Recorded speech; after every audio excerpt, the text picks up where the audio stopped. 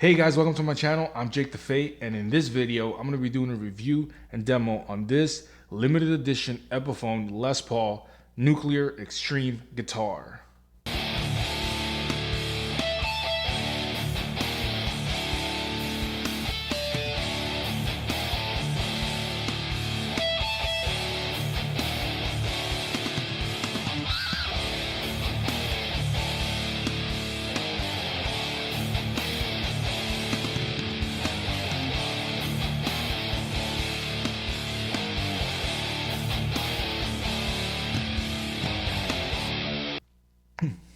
Alright, so this is going to be the first Les Paul guitar that I have on this channel.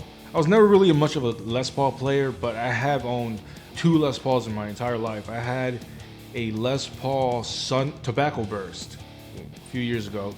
I had the traditional Pro Gold Top. I had a Gold Top.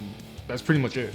Growing up, I only ever watched Slash and Sinister Gates because that was the only two guitar players that I cared about when I was like 13, 14 years old. Kid holding a Les Paul, those necks were like holding a baseball bat, so it was really uncomfortable. But I've always really wanted a Les Paul that really looked amazing. So I saw this one, and you already know I had to get it. Like what I always do, I'm gonna bring this guitar to the workbench, and I'm gonna show you guys spec by spec what this guitar brings.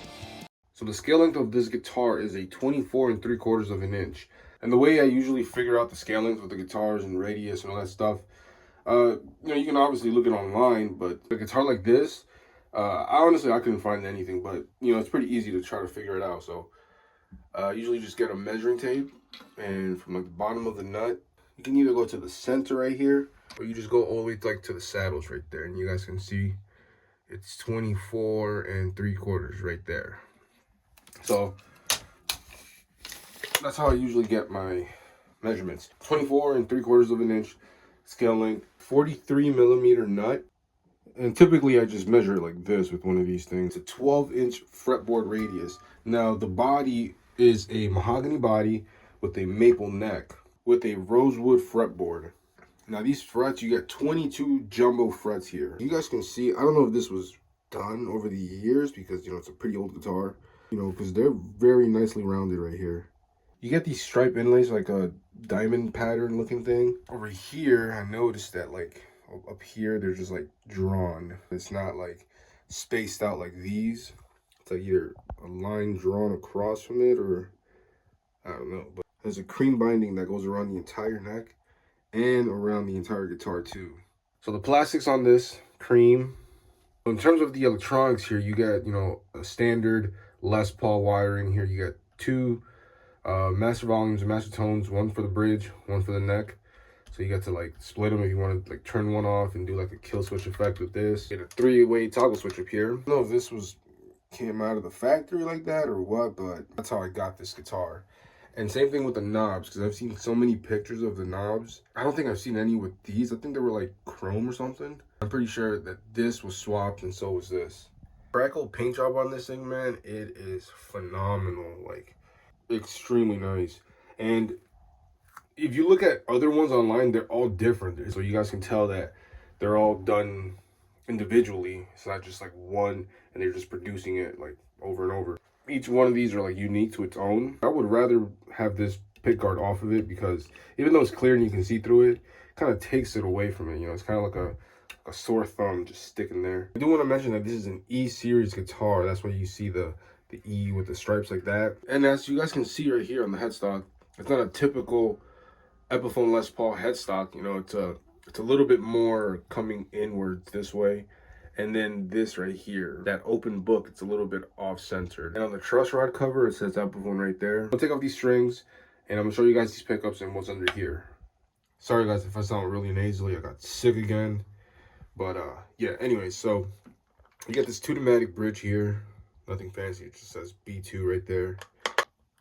Very standard for Les Pauls. Actually, this doesn't say Epiphone. Like usually, like on the newer models, they'll like say Epiphone with the clip-ons. But this one's not anything like that. And guys, I'm not much of a Les Paul player, so I really don't know much about Les Pauls like that, but I saw this paint job and I knew I had to get it and do a little review. Plus, it's like a cool, rare guitar.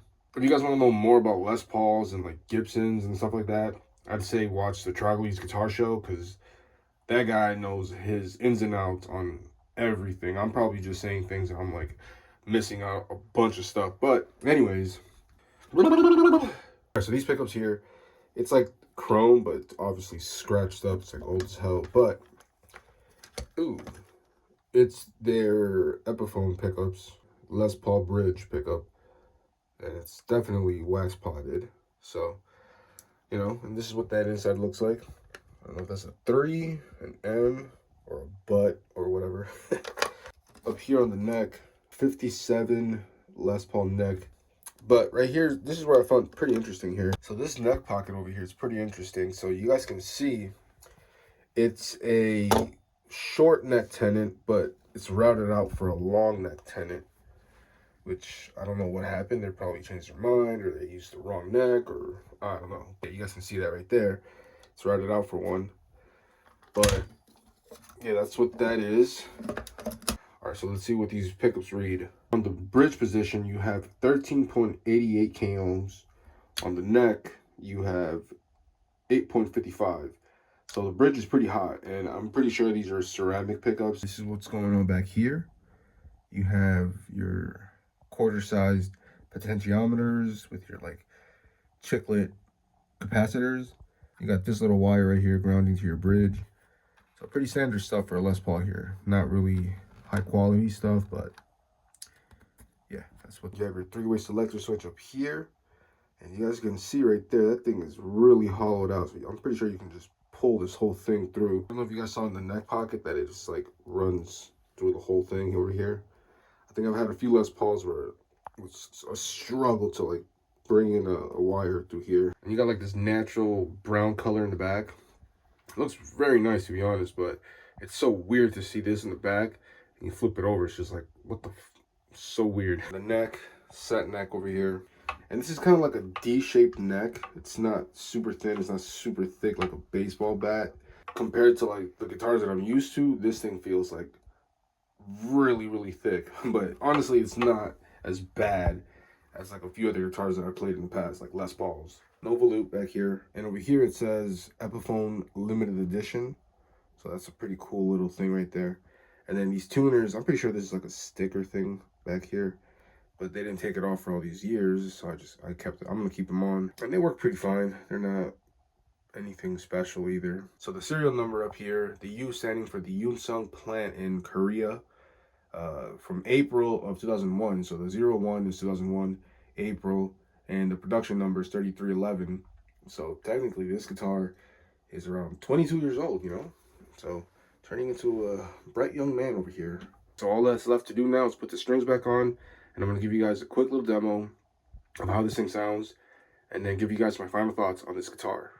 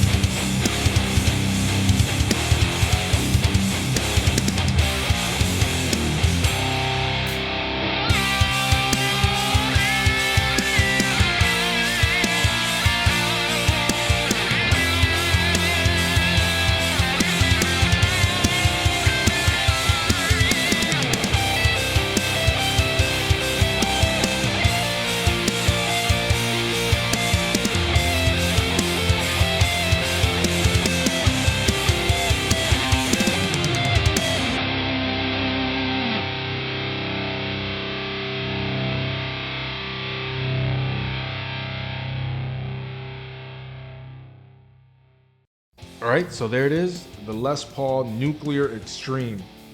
Now this guitar, just from the looks of it, it does look pretty extreme. When I first saw it, it was like, my thought was if Slash went metal, you know? So that's why like I did that in the demo. It was like a metal version of Sweet Child of Mine. Plus I didn't want to do like the original just because of copyrights. So I decided just to make something up. Growing up, Slash was a huge influence for me because I didn't really know much of like rock music or metal music. And you know, some of my friends were like, oh, listen to this band, listen to this band. And I went through a whole stage of just listening to just random bands and old music, new music, but Avenged Sevenfold and Guns N' Roses were like the two main bands that I listened to. So I was very influenced by Slash and Sinister Gates. Yeah, man, so like I saw this guitar and I was like, this is like if Slash went metal, you know what I mean? So these guitars were a very limited run for like maybe a year or two, from like 2001 I think to like 2002. They were part of the E series, which I don't think they make anymore. I think it's just whatever they did back in the day. So it's, you know, it is a collector's piece. You know, if you guys have one in your collection, I wouldn't say to get rid of it or swap anything out. Even though like I was thinking about it, I was like, should I swap the pickups? But look, just looking at the covers, I'm like, you know, I don't want to touch it. I can go without the cover here. But if you guys can actually find one and get your hands on one of these, I would honestly say do it, because one, it's a cool looking guitar.